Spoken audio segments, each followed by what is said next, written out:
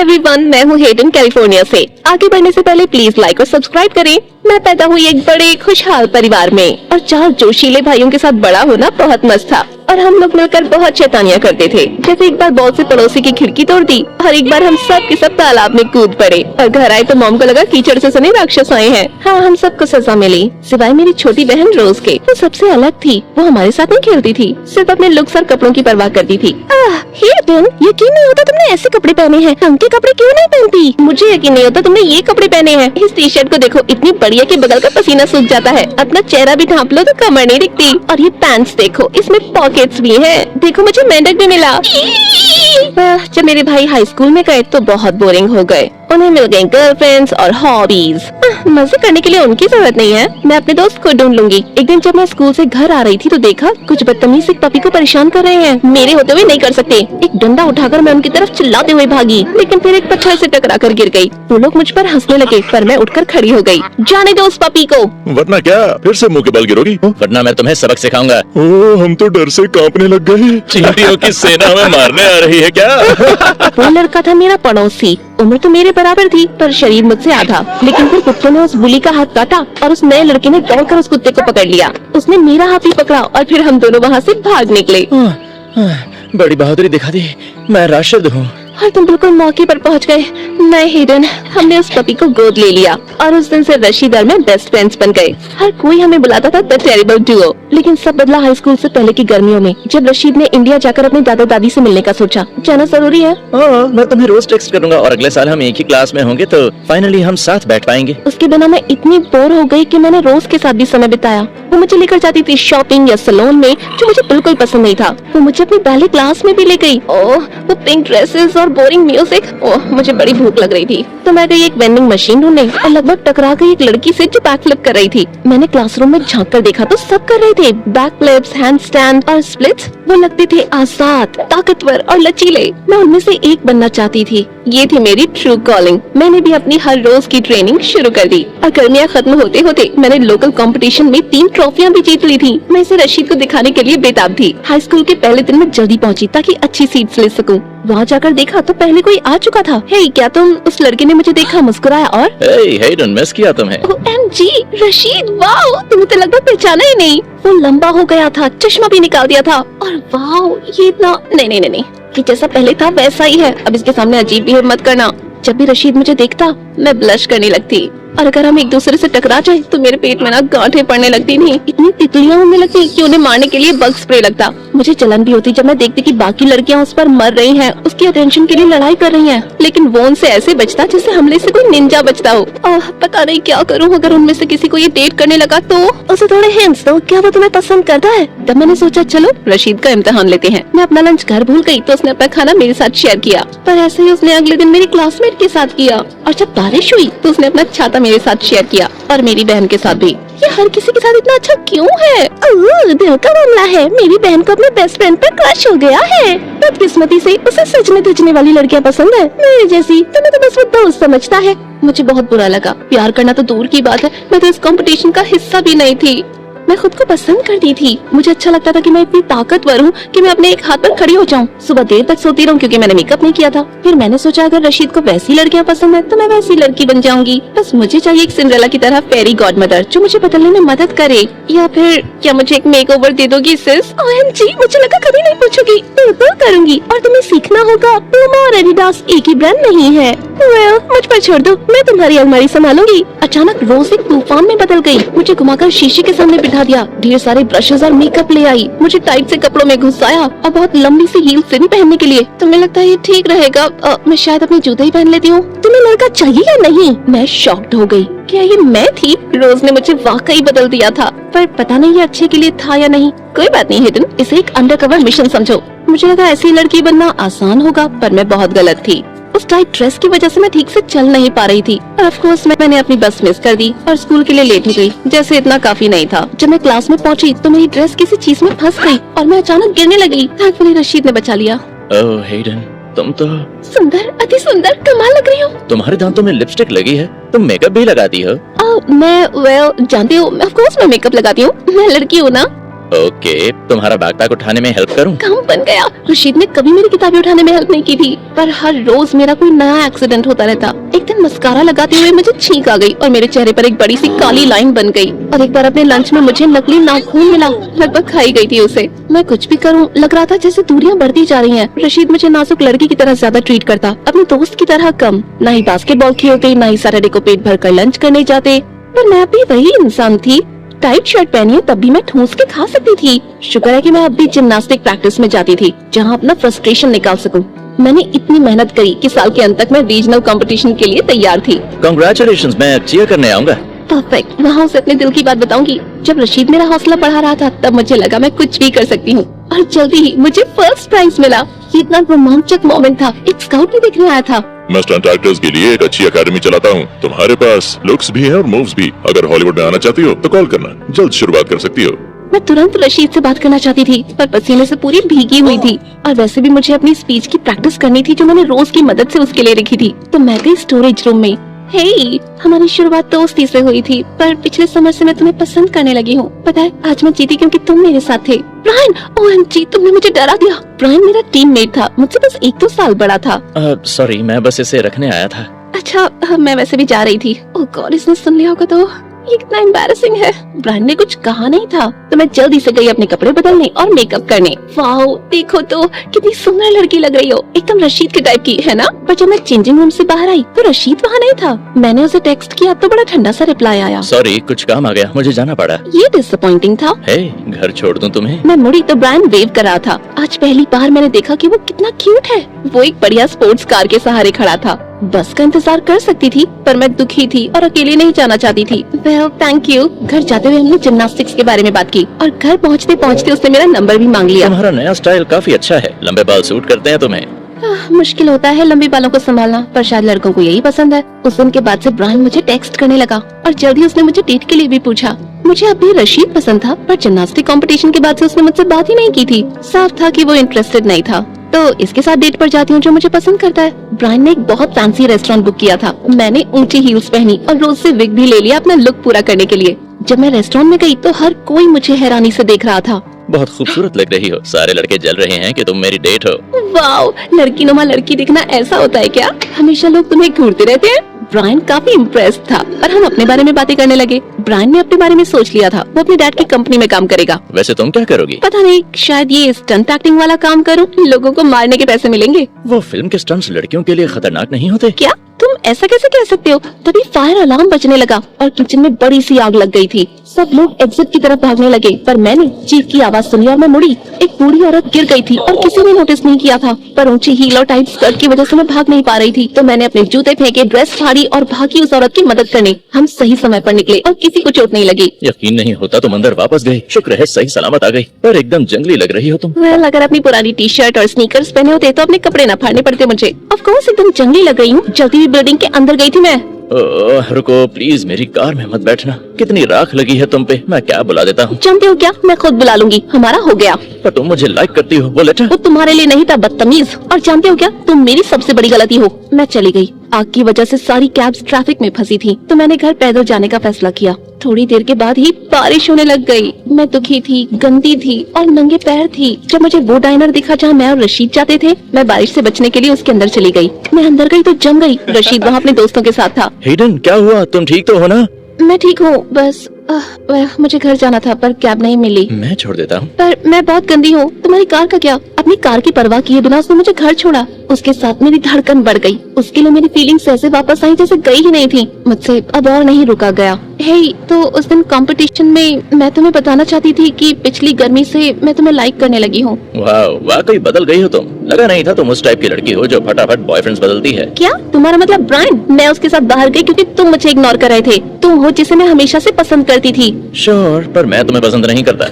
रशीद चला गया। मैं बहुत दुखी और बेइज्जत फील कर रही थी। जब अंदर गई तो मुझे रोज दिखी। उसे गले लगाकर मैंने सब बता दिया। I'm सॉरी, मुझे लगता है कि ये मेरी गलती है। दरअसल मैं नहीं जानती राशिद को कैसी लड़कियां पसंद है। मैंने झूठ कहा था कि हम साथ समय बिताएं, सब कुछ शेयर करें जैसे बहनें करती हैं। तुम मेरी इकलौती बहन हो पर अपना सारा समय हमारे भाइयों के साथ बिताती हो। मैं हैरान थी कि मेरी बहन ने मुझसे झूठ कहा, पर मैं समझती हूँ ये सारी उसकी गलती नहीं थी। उसी रात मैंने स्टंट एकेडमी डायरेक्टर को कॉल किया। मैं आपका ऑफर एक्सेप्ट करती हूँ पर अभी आना चाहती हूँ। मैं एकेडमी जाने लगी तो रशीद का टेक्स्ट आया, पर मैंने उसे इग्नोर करके ब्लॉक कर दिया। एक बार ठुकराया जाना काफी होता है। एकेडमी की क्लासेस बहुत मुश्किल थी। मैं काफी अमेजिंग चीजें सीख रही थी और बड़े सेट्स पर स्टंट गर्ल के तौर पर नाम कमा रही थी। रशीद की जरूरत किसे है जब मेरे पास मेरा टैलेंट और पैशन है। मैंने हील्स और स्कर्ट्स को भी छोड़ दिया और अपनी स्टाइल पर वापस चली गई। अगर उड़ते हुए हेलीकॉप्टर से कूद सकते हो तो कपड़ों की परवाह कौन करता है। सालों बाद जब मैं अपनी फिल्म के प्रीमियर पर गई तो देखा वहाँ रशीद वेटर था। पहले से भी ज्यादा हैंडसम लग रहा था। भूल जाओ उसे, उसने तुम्हें ठुकराया। अब तुम दोस्त भी नहीं हो। पर जहाँ नजर घुमा दी वही दिख जाता। और फाइनली बुफे टेबल पर उसने मुझे पकड़ लिया। तुम यहाँ क्या कर रहे हो और वेटर कब से बन गए? मैंने प्रीमियर में आना चाहा पर सारे टिकट्स बिक चुके थे तो मैंने तुम्हें फूल भेजा, पर तुम्हें इंटरेस्ट ही नहीं था। तो वेटर बन के घुसने के अलावा मेरे पास क्या चाह रहा था? Whatever। हेडन, भागना बंद करो प्लीज, मुझसे बात करो, समझाने का मौका तो दो। काफी अच्छे से समझा दिया था पहली बार। देखो, कंपटीशन में मैंने तुम्हारा कन्फेशन सुना था, पर ब्रायन वहाँ था तो मुझे लगा वो उसके लिए था। जब तुमने मुझसे कहा तो मुझे लगा मैं तुम्हारा कोई बैकअप प्लान हूँ। मुझे गुस्सा आ गया था क्योंकि मुझे तुम पर क्रश था। बाद में ब्रायन ने सच बताया तो मुझे गिल्टी फील हुआ। मैंने तुम्हें कॉल करना चाहा पर तुम मुझे ब्लॉक कर चुकी थी। रुको, तुम्हें मुझ पर क्रश था? हाँ, पहले दिन से तुम सजने धजने लगी तो मैं कंफ्यूज हो गया था क्योंकि तुम जैसी हो मुझे वैसी ही पसंद थी। तो तुम्हारे लिए मुझे बदलने की जरूरत नहीं थी? बिल्कुल नहीं, तुम तो परफेक्ट हो।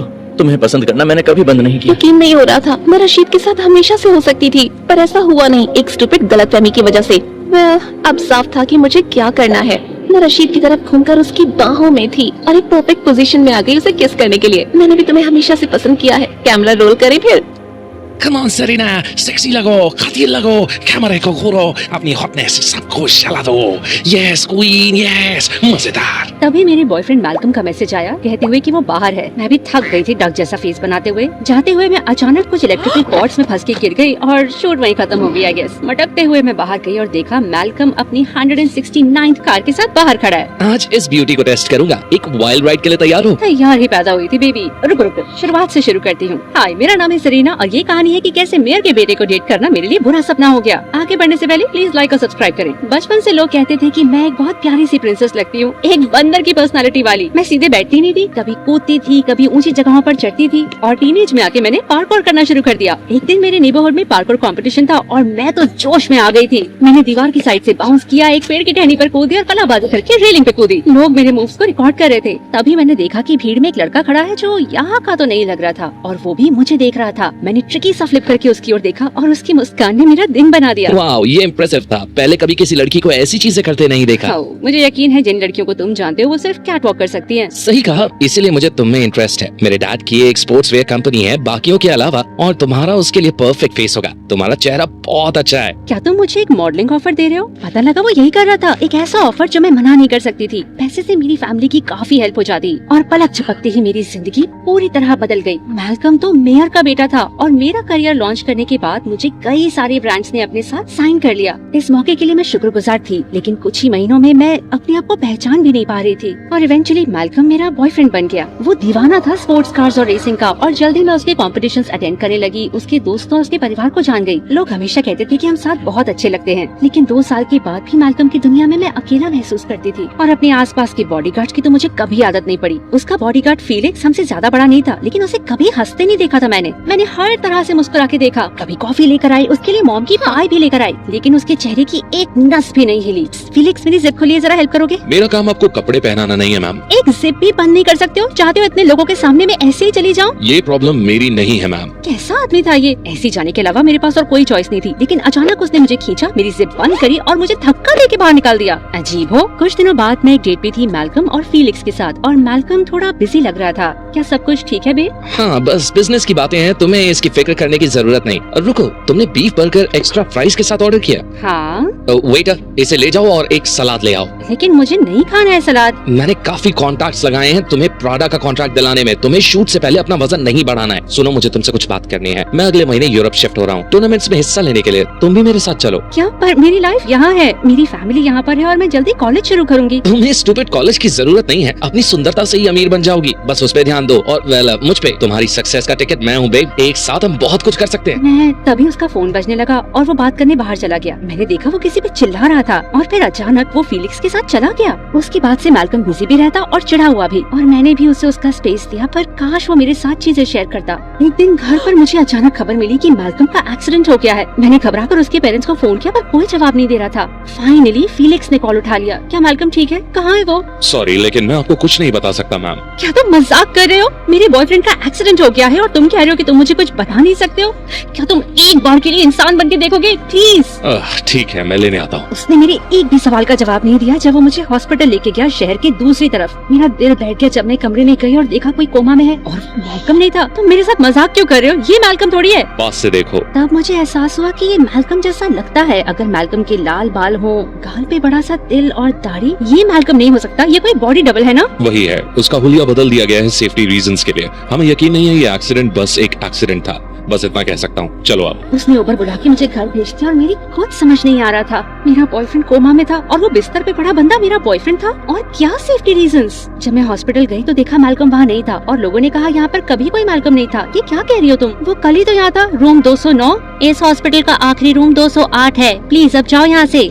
मैं वहाँ से जाने लगी कि मुझे अलर्ट आया। मेयर ने एक फ्रेश स्टेटमेंट रिलीज किया था कि मैल्कम को सिर्फ कुछ हल्की फुल्की चोट ही आई थी और वो जल्दी ठीक हो रहा है। हल्की फुल्की चोट? अरे कल तो वो कोमा में पड़ा था। जवाब पाने के लिए मैं मैल्कम के मैंशन गई, लेकिन उसके पेरेंट्स ने मुझे अंदर नहीं आने दिया। हम तुम्हें अपने बेटे से क्यों मिलने देंगे? हम तुम्हें जानते भी नहीं। हैं? ये मैं हूँ सेरेना, उसकी गर्लफ्रेंड। मुझे लगता है तुम नशे में हो लड़की। सर, मैं जानती हूँ आप उसकी सिक्योरिटी को लेके परेशान हैं, लेकिन ये पागलपन है। मैं सिर्फ जानना चाहती हूँ वो कैसा है। मैं कोई इम्पोस्टर नहीं हूँ। रुको, मैं अपनी फेस आईडी यूज करती हूँ हमेशा की तरह, लेकिन मेरी फेस आईडी अब काम नहीं कर रही थी। चली जाओ वरना पुलिस बुला दूंगा। जब मैं मैंशन से जाने लगी तो रास्ते में अचानक फीलिक्स से टकरा गई। ओह थैंक गॉड तुम मिल गए। वो मुझे मैल्कम से नहीं मिलने दे रहे हैं। ऐसे बिहेव करें जैसे मुझे जानते नहीं। मैं तुम्हारी हेल्प नहीं कर सकता सरीना, कल तुम्हें हॉस्पिटल ले जाने से मेरी नौकरी चली गई। फीलिक्स आई एम सॉरी, लेकिन जरा सोचो, वो विश्वास नहीं करते तुम पर और मुझ पर। हमें पता करना होगा यहाँ क्या चल रहा है। हाँ पता करूंगा, पर मैं अकेले काम करता हूँ। और फिर वो अपनी कार में बैठकर वहाँ से चला गया। अगले 2 दिन मैं पागल हो रही थी। कभी मैंशन में जबरदस्ती घुसने का ख्याल आता, कभी प्रेस में जाकर शोर मचाने का। फिर एक शाम मुझे फीलिक्स ने कॉल करके एक कैफे में मिलने के लिए कहा। तो मैंने कहा था ना कि मैं अकेले काम करता हूँ। खैर मैंने अपना मन बदल लिया, तुम मेरे साथ आ सकती हो। ये उसने मुझे बताया कि मैल्कम के पेरेंट्स अपनी 40वीं सालगिरह के लिए बड़ी सी पार्टी देने वाले अपने मैंशन में। उनका बेटा कोमा में और उन्हें पार्टी करने की पड़ी हुई है। क्या मैल्कम कोमा में है भी? मैंने एक्सीडेंट खुद देखा था और वो बेहोश हुआ था, पर फिर मेयर की टीम ने सब संभाल लिया और मुझे अगले दिन नौकरी से निकाल दिया। हमें उस मैंशन में जाकर पता करना होगा कि चल क्या रहा है। मैंने हमें गेस्ट लिस्ट में डाल दिया है, हम वो बनेंगे।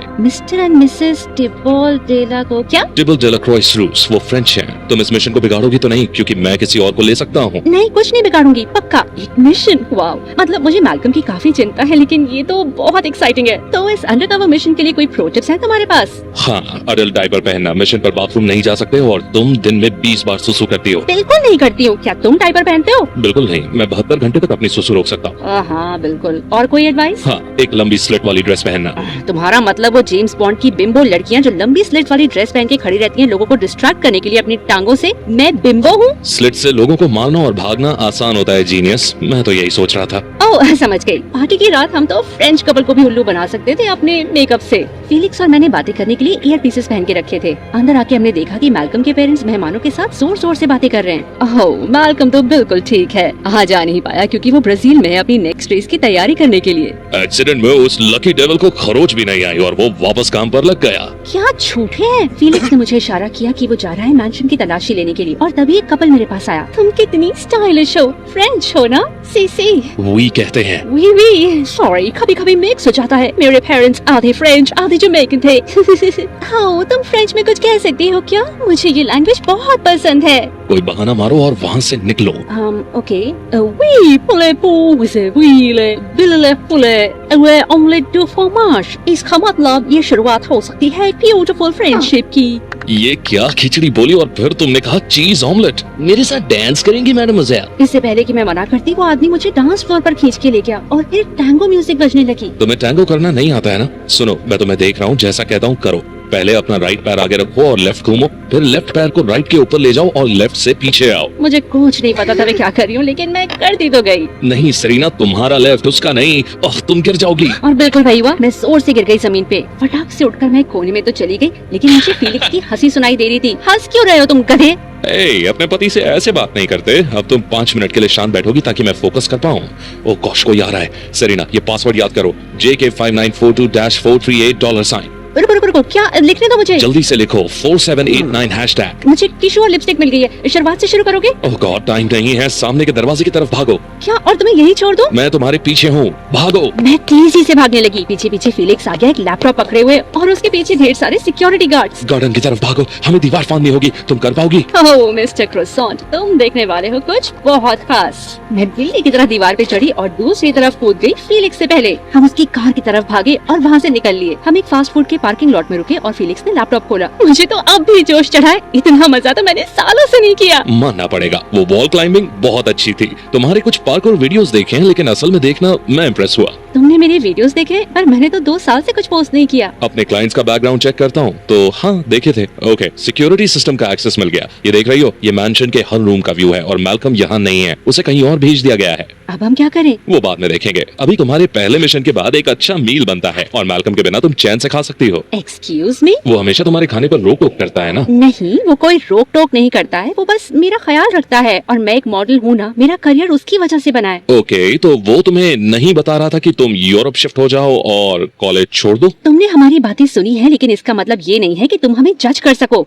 मैं बस कह रहा हूँ, मैल्कम का बर्ताव अच्छा नहीं। तुम उसकी कर्जदार नहीं हो, ये एक रिलेशनशिप है, बिजनेस ट्रांजैक्शन नहीं। मुझे बैठकर ये सुनने की जरूरत नहीं है, तुम कुछ नहीं जानते। मैं गुस्से में निकल गई और कैब बुला ली। पहले तो वो मुझे देखता भी नहीं था और अब अचानक मेरी लाइफ के बारे में मुझे ओपिनियंस दे रहा है। सुबह तक मैं थोड़ी शांत हो गई और मैं सच में जानना चाहती थी कि फीलिक्स आगे क्या करने वाला है। लकीली उसने मुझे टेक्स्ट किया। मुझे लगता है मैं जानता हूँ वो कहाँ है। अगर साथ आना चाहती हूँ तो 7 बजे एयरपोर्ट आ जाना। वेल, ये कोई अपॉलॉजी तो थी नहीं, पर अभी के लिए चलेगा। मैंने अपने पेरेंट्स को बोला कि मेरी दूसरी सिटी में एक शूटिंग है। मुझे लगा तुम आओगे नहीं। और सरीना? कोई बात नहीं, मैं माफी कबूल करती हूँ। माफी मांगने के बारे में सोच भी नहीं रहा था। मैं ये कह रहा था कि तुम 2 बड़े सूटकेसेस क्यों लेकर आई हो? मुझे गर्मी और सर्दी दोनों के कपड़े पैक करने पड़े क्योंकि तुमने मुझे बताया नहीं हम कहाँ जा रहे हैं। ढंग से बता नहीं सकते थे? तुम थोड़ा कम नहीं बोल सकती या मत ही बोलो?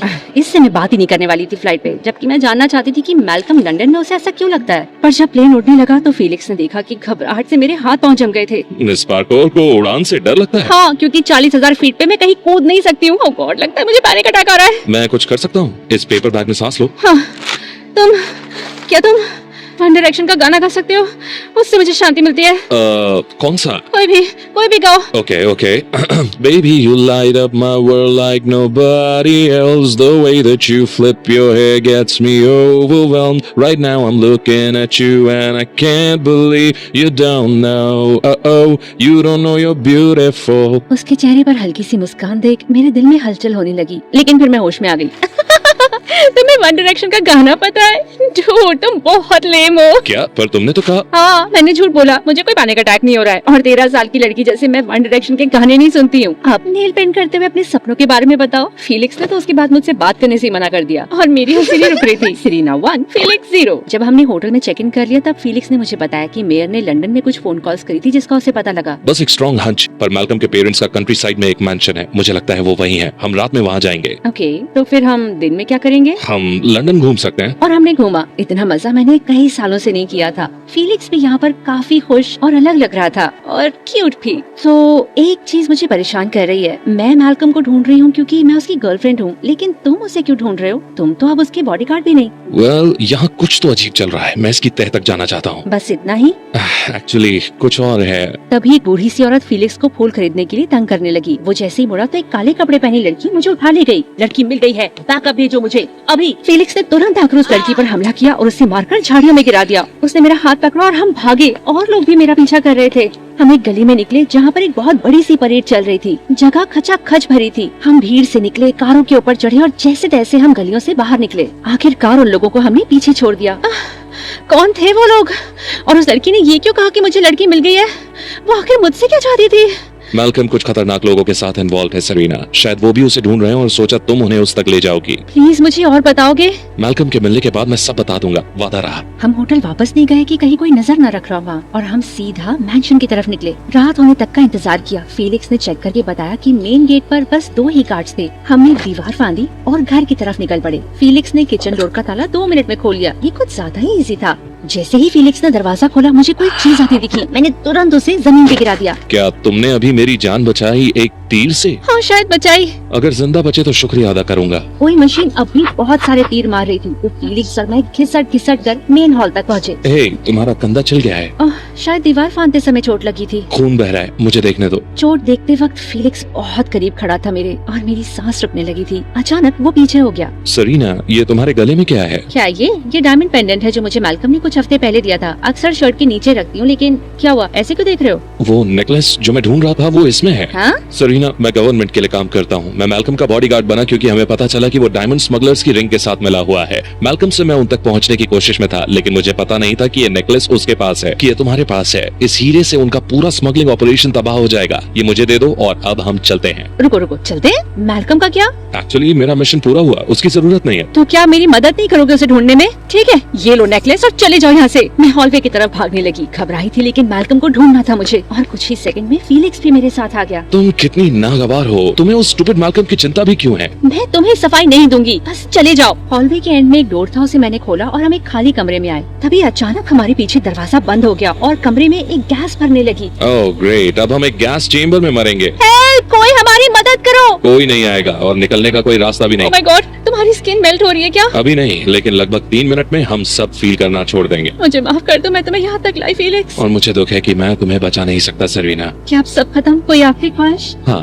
बस एक। अचानक फेलिक्स ने मुझे अपनी बाहों में लेकर मुझे किस किया। तभी दरवाजा खुला और मैल्कम वहाँ खड़ा था अपने हथियार बंद बॉडीगार्ड्स के साथ। मैल्कम, भगवान का शुक्र है तुम ठीक हो और तुमने हमें बचा लिया। तुम मरने नहीं वाले थे, ये तो हल्का सा धुआं है घुसपैठियों को डराने के लिए। तुम दोनों यहाँ क्या कर रहे हो? तुम्हें ढूंढ रहे। तुम प्लीज बताओगे यहाँ पर आकर चल क्या रहा है? और आखिरकार मैल्कम ने हमें सब बताया। 1 साल पहले मैं कुछ डायमंड स्मगलर्स के साथ इन्वॉल्व हो गया। वो चाहते थे कि मैं डैड के कनेक्शन से शहर में स्मगलिंग आसान बना दूं और उन्होंने बहुत पैसे दिए। मैंने वो करने की कोशिश करी लेकिन कामयाब नहीं रहा। मैं छोड़ना चाहता था और फिर मेरा एक्सीडेंट हो गया। मुझे सिर पर चोट लगी थी लेकिन होश में आते ही मैंने डैड को सब बता दिया। उन्होंने मुझे उनसे छुपाने के लिए लंदन भेज दिया, पर वो अभी मेरे पीछे है क्योंकि मैं बहुत कुछ जानता हूँ। तुम्हारे पास ये नेकलेस अब तक क्यों है? ओह, ये तो मैंने एक दिन स्मगलर्स के अड्डे से उठा लिया था। यार, उनके पास जो हीरे थे देखने चाहिए थे, किसी ने ध्यान भी नहीं दिया होगा इसके घूमने पर। थैंक्स इस प्रेजेंट के लिए। ये सिर्फ एक नेकलेस नहीं है, इसमें एक माइक्रोचिप लगी है जिसमें उनके नेटवर्क की पूरी जानकारी है। हम इससे उस सबको पकड़ सकते हैं। हम? आखिर तुम हो कौन डूड? पुलिस वाला, सॉरी, तुम्हारा बॉडीगार्ड बनने का नाटक कर रहा था। तो अब मेरा क्या होगा? अगर साथ दो तो तुम्हारे साथ सख्ती नहीं बरतेंगे। जल्दी वहाँ पर पुलिस की कारें आ गईं और जब मैल्कम को ले जाया जा रहा था उसने मुझसे बात करने के लिए कहा। इस झमेले से जल्द निकल आऊंगा बे, और फिर हम कहीं भी जाएं, कुछ भी करें। लेकिन मैं तुम्हारे साथ वो नहीं कर सकती जो मैं चाहती हूँ मैल्कम। मेरी फैमिली की लाइफ अच्छी करने के लिए मैं हमेशा तुम्हारी शुक्रगुजार रहूंगी, लेकिन मैं अब तुम्हारी गर्लफ्रेंड नहीं रह सकती। सीरियसली, तुम मेरे साथ ब्रेकअप कर रही हो? मैंने तुम्हें बनाया है। तो मेरे लुक्स और मेरा टैलेंट किसी काम के नहीं है? मुझे नहीं लगता मुझे आगे और मॉडलिंग करनी है। मैं कॉलेज जाना चाहती हूँ, पार्कोर करना चाहती हूँ। गुड बाय मैल्कम और गुड लक। फेलिक्स ने बताया कि एक सिक्योरिटी टीम मुझे घर छोड़ेगी और मुझ पर नजर रखी जाएगी जब तक केस खत्म नहीं होता। मुझे थोड़े काम निपटाने हैं यहाँ। तुम एक अच्छी पार्टनर थी सरीना, फिर मिलेंगे। क्या ये बस हाथ पे पंच मारकर चला गया? कुछ घंटों बाद मैं अपनी प्लेन की सीट में बैठी थी और मुझे कुछ अच्छा नहीं लग रहा था और तभी किसी की आवाज आई। साइड हटो, तुम्हारा हाथ पकड़ने आया हूँ। फेलिक्स, तुम यहाँ पर क्या कर रहे हो? तुम्हें तो काम निपटाने थे ना? हाँ, लेकिन मुझे लगा हमें कुछ बातें करने की जरूरत है, जैसे कि तुमने मैल्कम से ब्रेकअप कर लिया। होश में आ गई शायद। हम दोनों एक दूसरे के लिए बिल्कुल गलत थे। कूल, सही लगता है। तुम्हें कुछ और बात करनी है? जैसे उस रूम में हुई हमारी किस के बारे में? उसका क्या, जब लोगों को लगता है कि वो मरने वाले हैं तो क्रेजी चीजें करते हैं। ओह, जान के अच्छा लगा। और जब वो प्यार में हो। क्या? मैं तुम्हें बहुत समय से पसंद करता हूँ सरीना। मैल्कम के साथ तुम्हें देखने से नफरत थी मुझे, पर क्या कर सकता था। तो क्या लगता है, क्या मैं तुम्हारे लिए सही हूँ? इतनी जल्दी कैसे बताऊं? एक अच्छी सी डेट पे लेके चलो, फिर देखेंगे। तुम्हें क्या लगता है मैं यहाँ क्या कर रहा हूँ? बादलों के बीच है, खाना खा रहे हैं, ये डेट ही तो है। एयरप्लेन का खाना डेट जैसा नहीं लगता। ये डेट है। मुझे तो नहीं लगती है। देखते हैं उसे कैसे बदल सकते हैं। हाय, मैं आई हुई हूँ कैलिफोर्निया से और मुझे लिस्ट बनाना बहुत पसंद है। To do list, shopping list, अपनी अच्छाई और बुराइयों की लिस्ट और मेरी जिंदगी का लक्ष्य। और मेरी जिंदगी का सबसे बड़ा लक्ष्य है एक वेटरनेरियन बनना। लेकिन आगे बढ़ने से पहले प्लीज लाइक और सब्सक्राइब करें, क्योंकि हो सकता है ऐसा करने से आपकी विंडो पर एक सॉन्ग बर्ड आ जाए। मुझे जानवर बहुत पसंद है। जब मैं 7 साल की थी तो मैं जू पे गई और देखा एक प्यारी सी बिल्ली पिंजरे में बंद है। मॉम, ये कितना दुखी लग रहा है। बेटा ज्यादा पास मत जाना। मैंने सिक्योरिटी गार्ड से चाबी छीनी और बिल्ली को बाहर निकाल दिया। मुझे जू से बैन कर दिया गया था। और एक बार मैं अपने घर पर गली से कुत्ते और बिल्ली को उठा लाई थी। वो इतने एक्साइटेड हो गए कि उन्होंने पर्दा, दीवार और फर्नीचर नोच दिया। और मेरे भाई का चेहरा टमाटर सा फूल गया क्योंकि वो एलर्जिक था। जब मैं 15 साल की थी तो मैं ग्रोसरी स्टोर के बाहर खड़ी थी और एक औरत मेरे पास आई। वेल्स को बचाओ। एक्सक्यूज मी, क्या तुमने कभी एक्टर बनने के बारे में सोचा है? कैमरा तुम्हें काफी पसंद करेगा और तुम काफी पैसे भी कमा सकती हो। अचानक मेरे पेरेंट्स पता नहीं कहां से वहां आ गए और उनके चेहरों पर बड़ी सी स्माइल्स थी। पता चला कि वो एक एजेंट थी जिसने बहुत सारे यंग मूवी स्टार्स को लॉन्च किया था। आईवी, ऐसा मौका दोबारा नहीं मिलेगा बेटा। पर मुझे एक्टर नहीं बनना, मुझे वेट बनना है। इस पैसे से परिवार को मदद मिलेगी और तुम वेटरनरी स्कूल जा पाओगी। मेरा मन तो नहीं था एक्टर बनने का, लेकिन मेरे माँ बाप के चेहरों पर खुशी और ये सोचकर कि पैसा कितना मिलेगा, मैं मान ही गई। अगले दिन मैंने एजेंट के साथ कॉन्ट्रैक्ट साइन कर लिया। जल्द ही मैं रोज ही ऑडिशंस देने लगी। मुझे छोटे मोटे रोल्स मिले भी थे टीवी सीरीज और मूवीज में। जब मैं 11th में थी तो मैं एक बड़े हॉलीवुड स्टूडियो ऑडिशन देने गई एक मूवी में रोल के लिए, जिसमें हीरो था एक टीनेज हार्टथ्रॉब रोमन। मैं ऑडिशन देने पहुंची पर मेरे कपड़ों पर बिल्ली के बाल लगे हुए थे और थोड़ी बदबू भी आ रही थी मुझसे, क्योंकि मैं एनिमल शेल्टर से आ रही थी। मैं बाथरूम गई हाथ मुंह धोने के लिए और वहाँ मुझे मिली बेकी, स्कूल की सबसे नकचड़ी लड़की। वो भी यहाँ ऑडिशन देने आई थी और मुझे देखकर वो भी चिढ़ गई। तुम यहाँ क्या कर रही हो? ऑडिशन दे रही हूँ। हमें नहीं मिलने वाला ये रोल, उन्हें एक्टर चाहिए, कोई वियर्ड लूजर नहीं। वो तो टाइम ही बताएगा। ऑडिशन के बाद मैं पार्क गई चिड़ियों को खाना खिलाने। एक ने तो मेरे सर पे पॉटी भी कर दी, पर इसका मतलब तो गुड लक होता है। अगले दिन स्कूल में बेकी मेरे पास चीखते चिल्लाते हुए आई, एकदम पागलों की तरह। तुमने चीट किया है, तुमने जरूर किसी को घूस खिलाई है, मैं जानती हूँ। मेरी जगह तुम्हें सिलेक्ट कर ही नहीं सकते थे वो। शुक्र है वहाँ पर एक टीचर थी जिसने बेकी को खींच लिया इससे पहले कि वो मुझ पे अटैक करे। तभी मेरे एजेंट का कॉल आया और उसने बताया कि मुझे सच में पार्ट मिल गया है। जब मॉम डैड को पता लगा तो वो तो खुशी से नाच पड़े, पर मैं अभी खुश नहीं थी। एक हफ्ते बाद मैं सेट पर थी और कुछ चीखने चिल्लाने की आवाज आई। मुड़कर देखा तो रोमन एक असिस्टेंट पर चिल्ला रहा था। मैंने डीकैफ मांगी थी, इडियट। 1 घंटे बाद वो राइटर पे भी चिल्लाया। कितना बकवास डायलॉग है, इसे अभी के अभी बदलो। अगले दिन उसका बर्ताव और भी बुरा था। रोमन और मैं एक सीन शूट कर रहे थे एक बहुत ही प्यारे से पपी के साथ। अचानक पपी ने कूदकर रोमन का गाल चाट लिया। इस चीज को यहाँ से निकालो। रोमन पहले ही पूरे क्रू के साथ इतना बदतमीज था, लेकिन एक प्यारे से जानवर के साथ ऐसे करना, ये तो हद हो गई। तुम एक गंदे भद्दे गधे हो। मैं भद्दा नहीं हूँ, तुम्हारी हिम्मत कैसे हुई? जानती हो मैं कौन हूँ? तुम एक बिगड़ी औलाद हो, बकवास एक्टिंग करते हो और तुम्हारी मूवीज घटिया हैं। तुम मुझसे ऐसे बात नहीं कर सकती। कर तो चुकी हूँ, और जानते हो क्या, मैं जा रही हूँ। तुम्हारे साथ एक और सेकंड बिताऊं इससे तो अच्छा है जेलीफिश मुझे काट ले। मेरी एजेंट ने मुझे कई बार कॉल किया, लेकिन मैंने जवाब नहीं दिया। रोमन पहला बदतमीज एक्टर नहीं था जिसे मैंने सेट पर झेला था, लेकिन वो आखिरी जरूर था। एक्टिंग छोड़ चुकी थी मैं। कुछ दिनों बाद आधी रात को किसी आवाज से मेरी नींद खुली।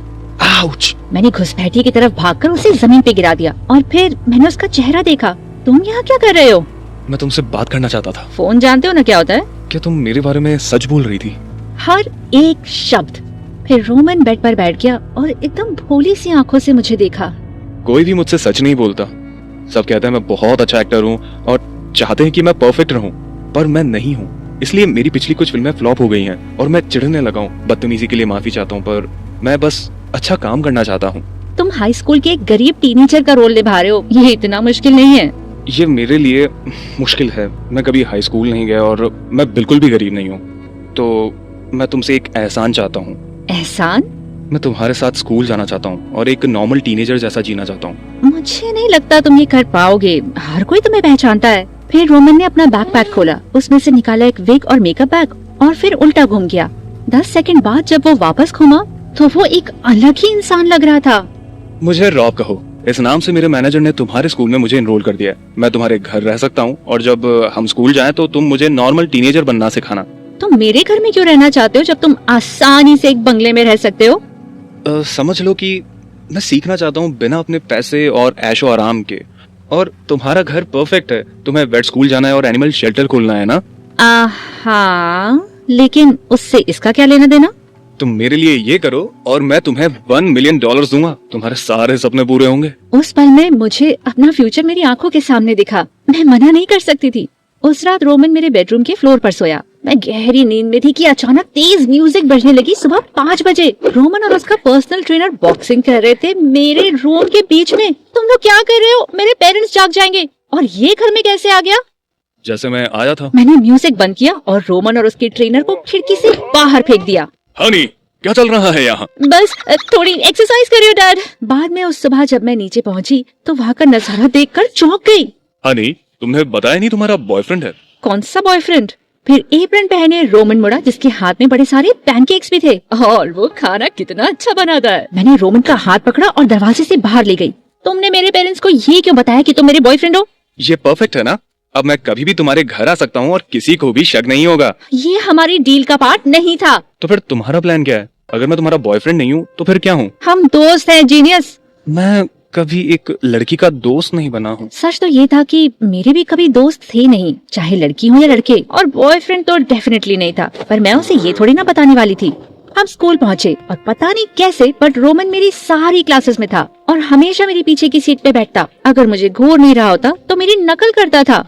वो चेयर पर मेरे जैसे बैठता था, पेंसिल भी मेरे जैसे चबाता था और मेरे जैसे चलने भी लगा था। मेरी नकल करना बंद करो, सब लोग देख रहे हैं। ओह सॉरी, तो फिर क्या करूँ? होमवर्क? वो तो मैंने कर लिया। रोमन ने मुझे अपनी नोटबुक दिखाई। उसने हमारा मैथ होमवर्क और आधे से ज्यादा असाइनमेंट्स पूरे कर लिए थे। इतनी जल्दी कैसे कर लिया तुमने? मेरा एक ट्यूटर था जो काफी स्ट्रिक्ट था। मैंने ये कुछ साल पहले ही सीखा था। मैथ में तो मेरा डब्बा गोल था, सबसे बेकार सब्जेक्ट था वो। अगर मेरी मदद चाहिए तो बोलो, मैं कर दूंगा। उसके बाद तुम मुझे बताना कि नॉर्मल किड्स मजे के लिए क्या करते हैं। हाँ शायद। रोमन ने मेरे होमवर्क में हेल्प करी तो मैं उसे लेकर गई सर्फिंग के लिए बीच पे, पिज्जा शॉप पे, आर्केड में और बाद में एनिमल शेल्टर पे भी। मैंने उसे सारे कुत्ते दिखाए जो अडॉप्शन के लिए रेडी थे और वो डर गया। क्या हो गया तुम्हें? कुत्तों को मैं पसंद नहीं हूँ। ये सच नहीं है। मैंने रोमन का हाथ लिया और उसे मिस्टर बटरकप से मिलवाया, हमारा सबसे प्यारा कुत्ता। रोमन ने उसे प्यार किया और वो तो बेस्ट फ्रेंड्स बन गए। समय के चलते मुझे रोमन के साथ रहने की आदत हो गई। हम स्कूल में भी साथ रहते और घर पे भी, और कभी कभी तो पूरी रात बात करते। एक्चुअली वो काफी कूल था और उसे नहीं लगता था कि मैं वियर्ड हूँ क्योंकि मैं जानवरों के साथ इतना टाइम स्पेंड करती हूँ। एक रात हम मेरी घर की छत पर बैठे थे तारों को देखते हुए। वो है बिग डिपर और वो है ओरायन द हंटर। ये खास है, बिल्कुल तुम्हारी तरह। कैसे? ओरायन सिर्फ कुछ ही मौसमों में दिखाई देता है, तुम्हारी तरह। मैं अब भी नहीं समझी। जब तुम जानवरों के साथ होती हो तो अलग लगती हो, तुम चमकती हो। तुम्हारे अंदर एक रोशनी है और मुझे लगता है वो बहुत खूबसूरत है। लोगों के साथ वो नहीं दिखती। ऐसा क्यों? जानवर बहुत प्यारे और इनोसेंट होते हैं, लोग मुश्किल और जजमेंटल होते हैं। मुझे भी ऐसा ही लगता था। जानवर नहीं, लोगों के बारे में। पर तुमसे मिला तो ये बदल गया। हवा चलने लगी और मुझे ठंड लगने लगी। रोमन ने अपना हाथ मेरे कंधे पे रखा, मुझे पास खींचा और मुझे किस किया। मेरे दिल की धड़कन बढ़ने लगी इस खूबसूरत सी रात में। उसके शब्द मेरे दिमाग में घूम रहे थे और तब मुझे याद आया, ये तो रोमन के एक रोम कॉम टीवी शो की लाइन थी। ऑफ कोर्स, वो तो बस एक्टिंग कर रहा था। मैं पीछे हट गई। माफ करना, क्या मैंने कुछ गलत किया? ये कोई मूवी नहीं है रोमन, और मैं तुम्हारी गर्लफ्रेंड नहीं हूँ, ना आज हूँ ना कभी बनूंगी। उसके बाद से रोमन का बर्ताव बहुत अजीब हो गया। वो क्लास में मेरे साथ नहीं बैठ रहा था और हालांकि घर में वो मेरे साथ होता था, पर वो बेडरूम में अपनी साइड पे बैठता था और मैं अपनी साइड पे। मुझे उसे डांटने के लिए बुरा लगा। रोमन बिगड़ी बाप की बिगड़ी औलाद तो था, लेकिन शायद वो बदल रहा था। शायद वो मुझे वाकई पसंद करता था। मैं उसकी लॉकर पर उससे बात करने गई। रोमन, वो उस रात जो हुआ। कोई बात नहीं, छत पे जो हुआ वो अग्रीमेंट का हिस्सा नहीं था। मुझे ऐसा करना ही नहीं चाहिए था। मैं बस थोड़ी शॉक हो गई थी। मुझे नहीं लगा था कि तुम इतना क्या? इतने थॉटफुल, स्मार्ट और काइंड होगे। तुम मूवी में निभाने वाले अपने कैरेक्टर से कहीं ज्यादा हो। ओरायन चमकता होगा तेज, लेकिन तुम तो उससे भी ज्यादा शानदार हो। तुम्हें इसे छुपाना नहीं चाहिए। और तुम्हें भी नहीं। रोमन ने मेरा हाथ पकड़ा और तभी बेकी और उसका अननोइंग बॉयफ्रेंड मीलो वहाँ पर अपने दोस्तों के साथ आ गया। तो तुम्हारा नया दोस्त कौन है? इसके तो 4 पैर और बाल नहीं है। मेरी सलाह मानो नए लड़के, आईवी के साथ टाइम वेस्ट मत करो। वो एक लूजर है और अजीब भी। बेकी और उसके दोस्त हंसने लगे और रोमन गुस्से से लाल हो गया। आईवी के बारे में दोबारा ऐसा मत कहना। अच्छा, वरना क्या करोगे? मीलो ने रोमन को धक्का दिया और वो दोनों लड़ाई करने लगे। जब टीचर ने उन्हें अलग करने की कोशिश की तो रोमन का विग गिर गया और सब उसे पहचान गए। क्या ये रोमन है? हर किसी ने अपना सेलफोन निकालकर रोमन का वीडियो लेना शुरू कर दिया और वो वहाँ से भाग गया। अगली सुबह रोमन और मीलो की लड़ाई का वीडियो वायरल हो गया था। मीलो को चोट आई तो उसने रोमन पर केस कर दिया और रोमन को उसकी मूवी से निकाल दिया गया। रिपोर्टर्स को पता लग गया कि मैंने रोमन की मदद की थी, तो वो इंटरव्यू लेने के लिए मेरे घर के आगे आ गए। बहुत सारी न्यूज स्टोरीज में मुझे ब्लेम किया गया कि रोमन का करियर मेरी वजह से डूबा है। मैंने रोमन को कॉल किया, लेकिन ना उसने कॉल उठाया ना टेक्स्ट का रिप्लाई किया। मुझे इतना बुरा लगा कि रोमन ने सब खो दिया क्योंकि उसने मुझे डिफेंड किया। वो मेरा पहला दोस्त था और उसे ये दोस्ती कितनी महंगी पड़ी। कुछ हफ्तों बाद एक ब्रेकिंग न्यूज आई कि रोमन के मैनेजर ने उसका सारा पैसा चुरा लिया और वो देश छोड़कर भाग गया। मुझे विश्वास नहीं हो रहा था कि रोमन के हालात बिगड़ते जा रहे थे और मैं उसकी मदद नहीं कर सकती थी। एक शाम मैं एनिमल शेल्टर में काम कर रही थी जब मिस्टर बटरकप अचानक जोर जोर से उछलने लगा। उसने अपनी चेन को इतनी जोर से खींचा कि मेरे हाथ से वो छूट गई। कहाँ जा रहे हो तुम? Oh my God, Roman, hey Ivy, तुम यहाँ क्या कर रहे हो? मेरे पास ज्यादा पैसे नहीं है, पर हमारा एग्रीमेंट हुआ था। तुम इसीलिए यहाँ पर आए हो? वैसे भी मैं पैसे नहीं ले सकती, तुमने मेरी वजह से सब खो दिया। ये क्या कह रही हो? तुम्हारी वजह से मुझे एहसास हुआ कि जिंदगी सिर्फ कमाने के लिए नहीं है। जब से तुमसे मिला हूँ एक बेहतर इंसान बन गया हूँ।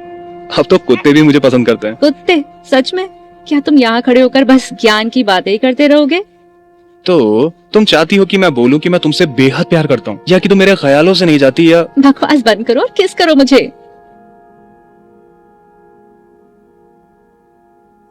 हाय, मैं हूँ एमिली, टेक्सास के छोटे से शहर से। प्लीज लाइक और सब्सक्राइब करें। बचपन से ही मेरा सपना था कि मेरे पास एक पोनी हो। मेरे पास पोनी की डॉल्स थी, उनकी ड्राइंग्स बनाती थी और ढेर सारी मूवीज और टीवी शोज देखती थी पोनी के बारे में। मॉम, उस प्यारे से पोनी को देखो, पोनी पर बैठी हुई इस लड़की के कपड़ों को तो देखो। मेरी बड़ी बहन ट्रिश को मेरी तरह पोनी से कोई प्यार नहीं था और मेरे पेरेंट्स को भी मुझे पोनी लेकर देने की कोई चाह नहीं थी। पर हमारे पास कितनी जगह है, कसम से मैं उसे लेकर दूर नहीं जाऊंगी। एमिली, तुम बहुत छोटी हो और वैसे भी घोड़े बहुत महंगे हैं और घुड़सवारी करना भी खतरनाक है। मॉम सही कह रही हैं। और तुम अपनी बहन की तरह गुड़िया से क्यों नहीं खेलती हो? हमारा घर शहर से दूर था, हमारे पास एक बड़ा सा मैदान था, पुराना बांध भी था जिसे अस्तबल बना सकते थे। घोड़ा रखने की काफी जगह थी, पर वो मेरी बात मानते ही नहीं थे। मैं अपनी बहन से 2 साल छोटी थी, पर हमारा बर्थडे एक ही दिन आता था, जो कि बहुत अनोइंग था। मैं भी चाहती थी कि मेरी अपनी बर्थडे पार्टी हो, पर हमेशा ऐसा लगता कि उसका बर्थडे मन रहा है, मेरा नहीं। बड़ी है ना, सब मिलता था उसे। Happy birthday Trish. Oh Emily, तुम्हें भी। हर साल बर्थडे पर ट्रिश बेकार सी चीज मांगती, मेकअप सेट या नया फोन, और उसे हमेशा मिल भी जाता था, भले ही वो उसके लिए छोटी क्यों ना हो। थैंक्स गाइस, मेरा आईफोन बहुत अच्छा है। चलो सब लोग एक सेल्फी लेते हैं। वाओ, देखो तो इसमें कितने अच्छे अच्छे फोटो फीचर्स हैं। पर मुझे तो सिर्फ एक चीज चाहिए थी, पोनी। आपने मुझे मेकअप किट दे दी, ये तो ट्रिश ने मांगा था। मुझे पोनी चाहिए। मेरा 8वां और ट्रिश का 10वां बर्थडे मेरी जिंदगी का सबसे अच्छा दिन होना चाहिए था, पर मेरे पेरेंट्स ने ऐसा होने नहीं दिया। ओह माय गुडनेस, ये पोनी है। फाइनली आप पोनी ले आए। Thank you, thank you. अरे अरे रुक जाओ जरा, ये घोड़ा तुम दोनों लड़कियों के लिए है। पहले ट्रिश घुड़सवारी करना सीखेगी और तुम्हारी बारी तब आएगी जब तुम बड़ी हो जाओगी। आप चाहते हो कि मैं उस बड़े से बदबूदार जानवर के ऊपर चढ़ूं? घुड़सवारी अच्छी होती है बेटा, अभी थोड़ा डर लग रहा है तुम्हें, पर विश्वास करो सीख जाओगी तो बड़ा मजा आएगा। मुझे घोड़े से कोई प्रॉब्लम नहीं है, मुझे वो पसंद है। बताओ ना, मेरी बारी कब आएगी? जब तक ट्रिश घुड़सवारी सीख रही है तुम घोड़े का ध्यान रखना, ताकि जिम्मेदारी लेना सीख जाओ। तुम छोटी हो ना। तो शायद 1-2 साल में। 1 या 2 साल? ये तो गलत बात है। ट्रिश को तो घोड़ा चाहिए भी नहीं था और उसे तुरंत घुड़सवारी करने को मिलेगा। मुझे लगा कि मैं सिंड्रेला हूँ। साल भर तक घोड़े को खाना खिलाया, उसकी देखभाल की, जबकि मेरी बहन नकचई प्रिंसेस की तरह उसकी सवारी कर रही थी। ट्रिश काफी अच्छे से सीख गई। 1 साल घुड़सवारी सीखने के बाद वो कंपटीशन में भी जाने लगी और मेरी बारी अब भी नहीं आई थी। मैं इससे बहुत थक गई थी, तो एक रात मैंने सोचा मामला अपने हाथ में ले लेते हैं। देर रात मैंने घोड़े को बाहर निकाला और चढ़ गई उसके ऊपर। चलो चल पड़ो। ईहा! मैदान में दौड़ते हुए ज्यादा देर नहीं हुई थी कि अचानक ट्रिश हमारे सामने आ गई। ये तुम क्या कर रही हो एमिली? तुमने सीखा नहीं है, चोट लग जाएगी। अरे नहीं घोड़े, शांत हो जाओ। पर घोड़ा गुस्सा हो गया था, उछल कूद करके उसने मुझे नीचे गिरा दिया। ट्रिश जोर से चीखी और हमारे पेरेंट्स बाहर आ गए। क्या हो रहा है यहाँ पर? मैंने ट्रिश को देखा, आंखों से विनती की कि मेरी साइड ले ले। ऐसे नाटक कर ले कि जैसे वो घुड़सवारी कर रही थी, पर उसने ऐसा कुछ नहीं किया।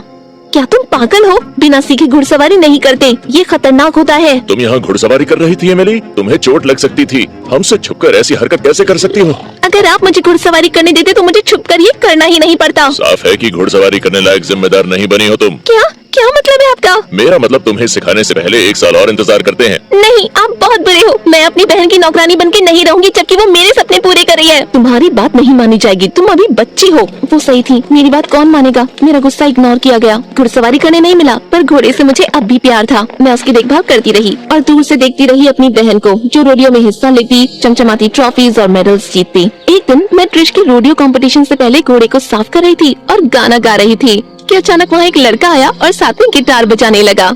मुझे थोड़ी सी शर्म आई, पर ये थोड़ा मैजिकल भी लग रहा था। हे, मैं जॉश हूँ। उम्मीद है मेरा गिटार बजाना तुम्हें बुरा नहीं लगा। तुम बहुत अच्छा गा रही थी तो मैं खुद को रोक नहीं पाया। नहीं, ये परफेक्ट था। अक्सर मेरा गाना सिर्फ घोड़े सुनते हैं, पर आज किसी और ने सुना तो अच्छा लगा। वो मुझसे 1-2 साल बड़ा था, पर उससे क्या फर्क पड़ता है। मैं हम दोनों के बीच एक कनेक्शन महसूस कर पा रही थी। चाहो तो गिटार बजाना सिखा सकता हूँ। ओह, वो तो बहुत अच्छा रहेगा, पर मैं तुम्हें ऐसा करने के लिए नहीं कह सकती। तुम थोड़ी बिजी होगे ना। तुम नहीं कह रही, मैं ऑफर कर रहा हूँ। रोडियो सर्किट में अक्सर जाने पहचाने चेहरे ही देखते हैं और मैं किसी नए शहर में तुमसे फिर मिलना चाहूँगा। जॉश के साथ समय बिताना, गिटार सीखना बहुत अच्छा था। अब मुझे बुरा भी नहीं लग रहा था कि मेरे पेरेंट्स मुझे इग्नोर करके मेरी बहन की खिदमत में लगे हुए हैं। बुरा लगा, पर उतना नहीं। 15 साल की उम्र में हम नेशनल के एक बड़े से रोडियो में गए। इतने बड़े बड़े स्टेज और चमकदार कॉस्ट्यूम्स मैंने कभी नहीं देखे थे, पर ये सब ट्रिश के घोड़े के लिए थोड़ा ज्यादा हो गया था। ओपनिंग सेरेमनी के दौरान वो एक रूटीन कर रही थी कि अचानक तेज रोशनी ने उसके घोड़े की आंखों को चौंधिया दिया और स्टेडियम के स्पीकर से आ रही तेज आवाज से वो और भी डर गया और वो घबराकर इधर उधर दौड़ने लगा। ये सब देखकर मुझे एक आइडिया आया। मैंने एक माइक पकड़ा और मैदान में उतर गई। एमिली, पीछे हटो, ये खतरनाक है। एमिली, क्या कर रही हो? घोड़ा और डर जाएगा, ट्रिश को चोट लग जाएगी। मैं वो गाना गाने लगी जो मैंने लिखा था और पूरी भीड़ शांत होकर सांसें रोके मेरा गाना सुनने लगी। मेरी आवाज सुन के घोड़ा तुरंत ही शांत होने लगा, जैसे मेरी आवाज में खो गया हो। और गाना खत्म होते ही पूरी भीड़ ने जोर जोर से तालियां बजाई। मुझे एक और गाना गाने के लिए कहा गया और वो सबको बहुत पसंद आया। रेडियो खत्म होने के बाद सूट पहने हुए एक आदमी मेरे पास आया। हाय एमिली, मैं नेशनल का एक बड़ा रिकॉर्ड एग्जीक्यूटिव हूँ और मुझे लगता है कि तुम एक बहुत बड़ी कंट्री म्यूजिक स्टार बन सकती हो। वाह, सच में? हाँ, सच में। पहले मेरे पेरेंट्स इस बात को लेकर एक्साइटेड नहीं थे, पर रिकॉर्ड एग्जीक्यूटिव ने कहा कि मैं उन रेडियो शोज में गा सकती हूँ जहाँ हम वैसे भी जा ही रहे थे, और वो मान गए। पर जॉश मेरे लिए काफी एक्साइटेड था, उसने मुझे हक किया। शुक्र है तुमने इस तरह से अपनी बहन को बचा लिया और मुझे गर्व है कि तुम्हें रिकॉर्डिंग कॉन्ट्रैक्ट भी मिला। ये सुन के मैं शर्मा गई। हम अलग हुए तो हमारे चेहरे इतने करीब थे, मुझे लगा कि हमारी पहली किस होने वाली है, लेकिन तभी अचानक कुछ बहुत ही बुरा हो गया। शुक्र है शो खत्म हुआ। ट्रिश, मुझे तुम्हारी चिंता थी। जॉश ने तुरंत मुझे छोड़ा और जाकर ट्रिश को गले से लगा लिया और फिर उन्होंने किस किया। मैं हैरान रह गई। लग रहा था सच्चाई एक शीशे की तरह टूट गई है। पूरी दुनिया उलट पुलट हो गई है। मुझे कुछ समझ नहीं आया और फिर मेरे अंदर गुस्सा भरने लगा। लग रहा था कि मुझ में तो आग ही लग जाएगी। मन कर रहा था इस आग से सब कुछ जला दूं। उससे दूर हटो चुड़ैल। क्या तुम मेरी आंखों के सामने से मेरा बॉयफ्रेंड कैसे चुरा सकती हो? तुम्हारा क्या एमिली? मैंने कब कहा कि मैं तुम्हारा बॉयफ्रेंड हूँ? तुमने कहा नहीं, पर ऐसा लग रहा था कि हम दोनों के बीच में कनेक्शन था। यहाँ जरूर कोई गलत फहमी हो गई है, पर मैं दो बहनों के बीच नहीं आ सकता। मुझे नहीं लगता। मुझे तुम दोनों से मिलना चाहिए। सॉरी। जॉश रुको। उम्मीद है तुम दोनों में दोस्ती हो जाए। बाय। जॉश चला गया और मैं गुस्से से ट्रिश की तरफ मुड़ी। मुझसे तुम पहले ही बहुत कुछ चुरा चुकी हो, उसे भी चुराना जरूरी था। तो मुझे एक मछली की तरह घूरती रही, जैसे यहाँ गलती मेरी हो। मैं पूरी रात रोती रही। महीनों तक मैंने ट्रिश से बात नहीं की। शुक्र है मैं गाना लिखने और गाने में इतनी बिजी रही कि ट्रिश के दिए धोखे के बारे में सोचने का मुझे वक्त ही नहीं मिला। अपना सारा दुख दर्द मैंने अपने लिरिक्स में डाल दिया। मैंने अपना पहला एल्बम रिकॉर्ड किया और जब वो रिलीज हुआ तो वो चार्ट में टॉप पर था। रातों रात में फेमस हो गई थी। सारे बिलबोर्ड्स पर मेरा चेहरा था। रास्ते में लोग मुझे रोक रोक के मेरा ऑटोग्राफ भी लेते। मैंने सोशल मीडिया पर अपना व्लॉग भी शुरू किया और रातों रात मुझे फॉलोअर्स भी मिल गए। 16 साल की होते होते मैं दुनिया भर में फेमस हो गई। अपने माँ बाप से ज्यादा पैसा था मेरे पास। मैंने सोचा कि अलग रहती हूँ, पर उन्होंने मुझे रोकना चाहा। तुम कहीं नहीं जा सकती, तुम अभी भी बच्ची हो और वैसे भी छोटी हूँ। जिंदगी भर आपने मुझे यही कहा है और ये कभी भी सच नहीं था। मैं कोई छोटी बच्ची नहीं हूँ। बहुत कुछ पा लिया है मैंने। बहुत बड़े बड़े सपने हैं मेरे। अब मेरे पास खुद का पैसा है और मैं अपनी जिंदगी खुद जीऊंगी, वो भी सिर्फ अपनी शर्तों पर। जब तक तुम बालिग नहीं हो जाती तब तक हमारे साथ ही रहोगी, हमारे नियमों पर चलोगी। ऐसा उन्हें लगता था, पर मेरे पास अपना खुद का एजेंट, मैनेजर और लीगल टीम। उन्होंने मुझे उनसे छुटकारा दिला दिया और मैंने खुद का घर खरीदा। फाइनली अब मेरा खुद का अपना घोड़ा था। मैंने खुद घुड़सवारी सीखी और कभी कभी कॉन्सर्ट्स में घोड़े पर गई। महीनों बाद मैं एक कॉन्सर्ट के लिए अपने शहर में वापस आई। ओपनिंग नाइट में परफॉर्म करने के बाद मैं वेन्यू के बैक एंट्रेंस पर गई। वहाँ देखा एक लड़की बैठी रो रही थी। वो ट्रिश थी। ट्रिश, तुम यहाँ क्या कर रही हो? एमिली, मुझे नहीं पता था मैं यहाँ तुमसे मिलूंगी। अजीब बात है, अगर मुझसे मिलने का इरादा नहीं था तो मेरे कॉन्सर्ट में क्यों आई हो? और तुम रो क्यों रही हो? वैसे मुझे फर्क नहीं पड़ता, पर फिर भी मैं यहाँ आई ताकि तुम्हें परफॉर्म करते हुए देखूं। पर स्टेज पर तुम्हें अपने सपने पूरे करते देखकर मुझे थोड़ा बुरा लगा। मॉम और डैड मुझे फिर से रोडियो सर्किट में भेज रहे हैं। क्या एहसान फरामोश लड़की है, इसे वो सब कुछ मिला जो ये चाहती थी और वो भी जो मैं चाहती थी। तो शिकायत क्यों कर रही हो तुम? मुझे दूसरा सपना ढूंढना पड़ा क्योंकि तुमने मेरा सपना छीन लिया था और इसे लेके रो रही हो तुम। एमिली, मैं कभी घुड़सवारी करना चाहती ही नहीं थी, तुम्हें ये याद क्यों नहीं है? मैं मेकअप से खेलना चाहती थी, ड्रेसेस डिजाइन करना चाहती थी, पर मॉम डैड ने मुझ पर जोर डाला ताकि मैं तुम्हारे लिए एग्जाम्पल बन सकूं। हाँ, उनकी अटेंशन पाना, अवार्ड जीतना बड़ा मुश्किल था ना। वो मेडल्स और ट्रॉफी मेरे लिए मायने नहीं रखते। मॉम डैड की अटेंशन से मेरा दम घुटता था। एक सेकंड भी मैं अकेली नहीं रह पाती थी। मैं तो चाहती थी मुझे एक दिन मिल जाए, तुम्हारी तरह मैं भी अस्पताल में बैठूं। ओह, मेरे जैसे बनना चाहती थी तुम? अच्छा, इसीलिए तुमने मुझसे जॉर्ज को भी छीनना चाहा? मुझे नहीं पता था वो तुम्हारा बॉयफ्रेंड है और उसको भी नहीं पता था। तुम्हें यकीन है कि तुम्हें कोई गलतफहमी तो नहीं हो गई थी? पता नहीं हो गई होगी। तब मुझे समझ आने लगा कि शायद मैं अपने में ही गुम रहती थी, बहुत जल्दी चीजों को गलत समझ लेती थी और शायद मेरी बहन उतनी बुरी भी नहीं थी। बस मेरी तरह उसके पास अपने सपने पूरे करने की ताकत नहीं थी। ट्रिश, माफ करना, मैंने तुम्हें इतना गलत समझा, पर तुम अपनी जिंदगी वो करते हुए नहीं बिता सकती जो तुम्हें पसंद नहीं है। तुम्हें मॉम डैड से ये कहना पड़ेगा, मैं तुम्हारे साथ आऊंगी। मेरे पेरेंट्स मुझे देखकर हैरान हो गए और उससे भी ज्यादा हैरान तब हुए जब मैंने कहा कि ट्रिश और रोडियोज में नहीं जाएगी। ये तुम्हारा फैसला नहीं है एमिली। बिल्कुल सही कहा, ये ट्रिश का फैसला है और अपने बच्चों को उनके सपनों से दूर रखकर आप अच्छे पेरेंट्स नहीं बन पाए। एक बेटी को आप खुद से दूर कर चुके हो। क्या आप चाहते हो कि आपकी जिद की वजह से ट्रिश भी आपसे दूर हो जाए? जिंदगी में पहली बार मेरे पेरेंट्स कुछ बोल नहीं पाए और असल में मेरी बात को ढंग से सुन रहे थे। हमें लगा हम तुम दोनों की भलाई के लिए कर रही हैं। तुम हमेशा से बहुत छोटी थी, मुझे बहुत डर लगता था कि कहीं घुड़सवारी करते हुए तुम्हें कोई चोट न लग जाए। और ट्रिश बहुत अच्छी घुड़सवार थी। हमें लगा फैशन से ज्यादा वो इसमें सफलता हासिल करेगी, लेकिन हम गलत थे। हमें माफ कर दो। कोई बात नहीं डैड,